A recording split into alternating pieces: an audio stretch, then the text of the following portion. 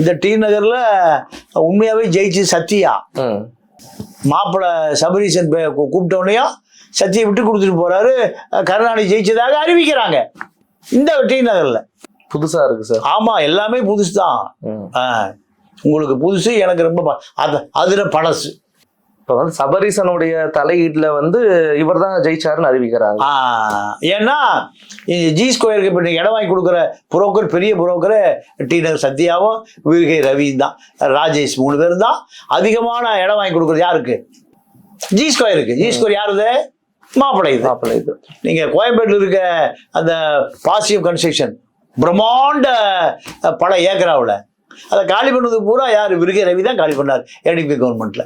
யாருக்கு? பாசிட்டிவ் கன்ஸ்ட்ரக்ஷனுக்கு. இப்போ positive construction யாரோட பார்ட்னரு? மாப்பிள்ளையோட பார்ட்னர். இதெல்லாமே குளோபல் சிஸ்டம். நீங்க உலகம் பூரா சொல்லுவாங்கல்ல.